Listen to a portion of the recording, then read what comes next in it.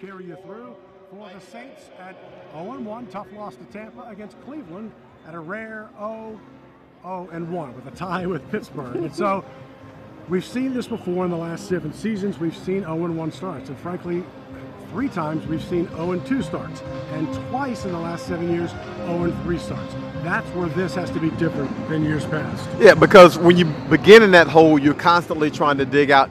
You expend a lot of energy trying to dig out of that hole, and it's just a lot easier playoff-wise and winning the division-wise to get out to an early start, have a little something built up, something stocked in the bank. That way when you hit hard times later in the season, because adversity is going to come, you'll have a little something to fall back on. So the Saints definitely do not want to start 0-2. Especially the way that this season plays out schedule-wise. I think the schedule makers just took a bunch of names and went, whee! And threw them up in the air, because none of it makes any sense.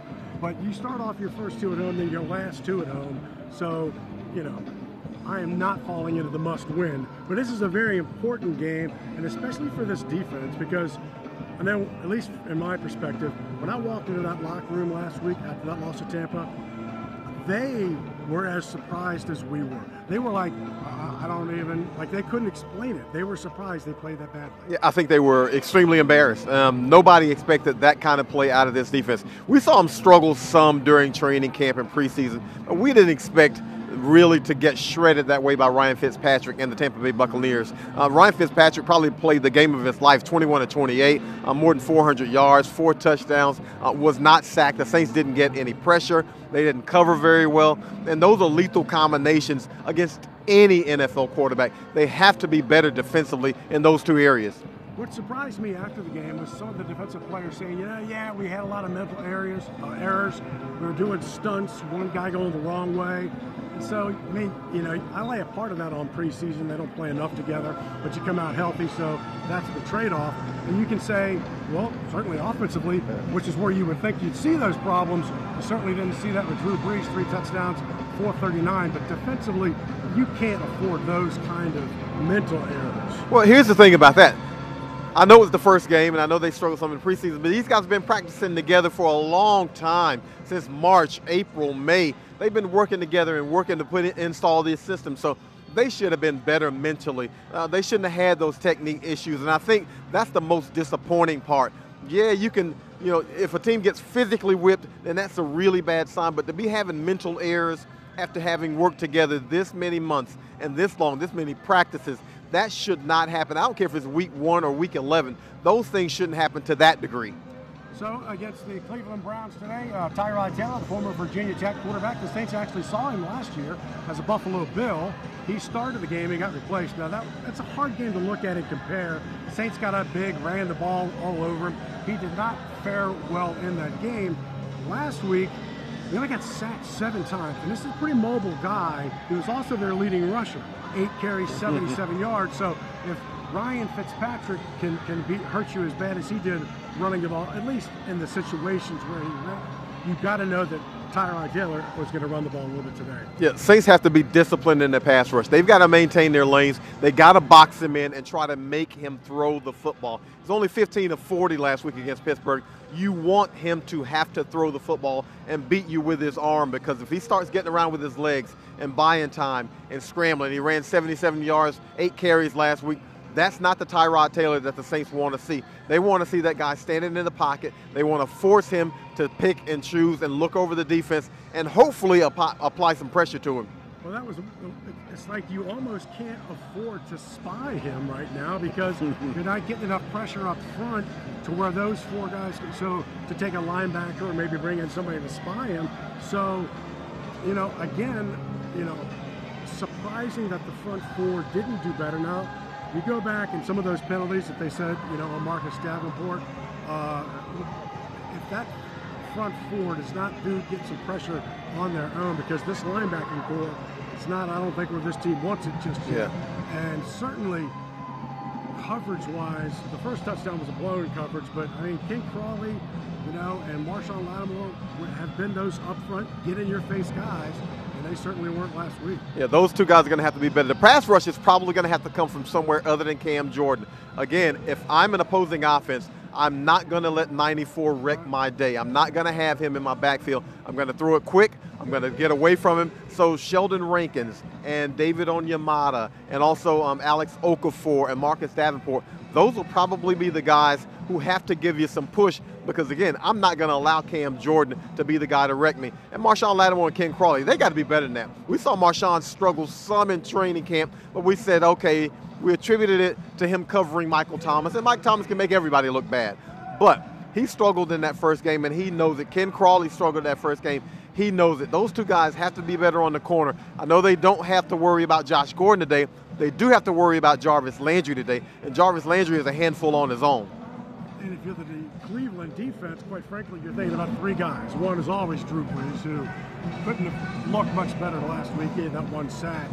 But if I'm the Cleveland defense, I go, okay, well, Michael Thomas. I mean, he was targeted 17 times, 17, caught 16 passes, and Alvin Kamara, I think, targeted another 12 times, So those two guys offensively, if you account for those two guys, you put a lot of pressure on the Saints offense. Well, the thing about Alvin is he's so multidimensional, and you can move him around. He's hard to account for. And if you're going to use special attention to him, you might have to burn up a cornerback on him because linebackers can't cover him. You get him in the flat on the linebacker, I'm going to take that every time. And Michael Thomas, look, if it's a one-on-one situation, maybe even if it's a two-on-one, if Drew Brees feels good about it, he'll give Mike a chance to go get it, and Mike generally will go and get it. He didn't catch a single slant last week, and that's his signature play. So there are two guys who might be hard to take away, but if you can't take them away, then that means other guys are going to have to step up. Ben Watson came on a little bit later in that game, gave some production. Maybe Traquan Smith is going to have to give you a little bit more as a wide receiver. Also, Ted Ginn Jr. had a pretty good game against Tampa Bay. They've got some other guys that they can go to because, look, it's not going to be a situation where Michael Thomas can be targeted 17 times a game and Alvin Kamara can be targeted 12 times a game. Teams are going to take that away, so some other guys probably going to have to step up and help some. It's really hard to look at this rushing game as anything last week. They had 13 rushes, but they really used Alvin Kamara as a rusher by throwing it, getting the ball in the flat. But certainly they fell behind, so they had to get out of their game plan. And so you wonder, beyond Kamara, will we see much of a running game today, do you think? I think so, and I think that's going to be Jonathan Williams. Maybe Mike Gillislee. Now, Mike Gillislee might have lost a little favor last week when he had that fumble that was returned for a touchdown. We know that Jonathan Williams played really well during the preseason. He might be a guy who gets a few more touches. And again, Alvin Kamara, those long handoffs, swing passes, screen passes, those account for some of the running game too. And the Cleveland defense, they tied last week in Pittsburgh, had a shot to win it with a field goal late in overtime, but it was a tie. They forced 3 fumbles and got 3 fumbles. And so certainly this team goes after the ball, and they got it against Pittsburgh, and that was why they were at least enabled to tie the game.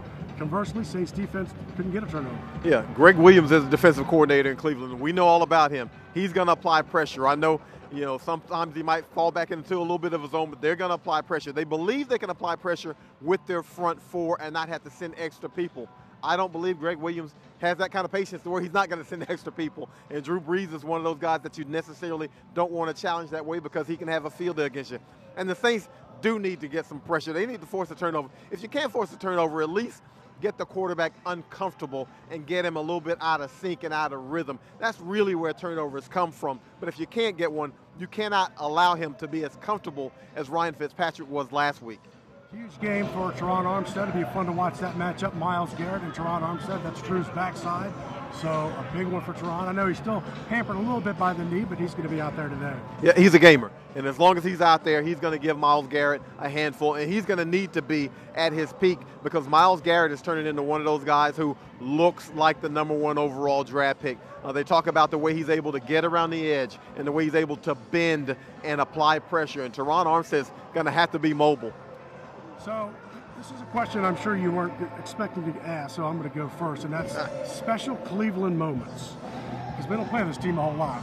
If you think back to 2006, they played the Browns, first game of 06. Nobody talks about the first 2 games of 06 because they think the third game, that Atlanta game, was like, wasn't that the season opener? No. Yeah. They had to beat Cleveland on the road and Green Bay on the road. So that Cleveland game was kind of an ugly game. The Saints won in 06, and I think it started giving that team a little momentum. And my second one, can't remember the year, it was Tim Crouch, Halloween. And so I'm on the sideline, yeah. and you are Mike Ditka. So snap goes off. Ditka starts walking onto the field. Crouch, Hail Mary, game over. Ditka flat on his face. And I don't mean, he's not on the sideline, he's 10 yards onto the field. So again, there aren't many Cleveland moments, but do you have one, a Cleveland moment that comes to mind? Well, that's the one for me, actually, because I was actually going to Cleveland's locker room, and I was angry because I was working at the paper, and I was tired of writing columns on the team that lost because I had to go to the losing locker room. Well, Tim Couch throws that up. Next thing I know, he's running around like a bandit with his helmet off, screaming, and I'm like, did they complete that? And then I see Ditka face flat, and I'm like, what in the world just happened? So, yeah, that would be the moment for me. That was Cleveland's first win after their re-entry to the NFL. So this will be very similar to last week. We had white towels on the seats. Now we have black towels. It's another Fox game. It's the same Fox crew from last week. We had Tom Benson in the Ring of Honor. Today we're doing Pierre Thomas and Lance Moore into the Hall of Fame. So all that being said is similar. Nothing else can be similar. Everything else has got to be different. The Saints, and also the second week in a row, 8.5, 9-point favorites, which you don't really talk about much, but that's the only thing that can be similar this week. Yeah, Saints have to play better. Just flat out, they got to be better on defense. They've got to pressure the quarterback. They have to cover better. If they can do those things, I think they won't have a problem in this game. But doing them is different than saying them. So hopefully they can do them. NFC South today, Philly plays at Tampa, so we'll see how that goes. And Carolina and Atlanta are playing. So for John DeShazier, he'll have the post game. I'll be in the locker room. So keep up, of course, with the Saints on their mobile app and their website as well. Go Saints. Have a good game, everyone.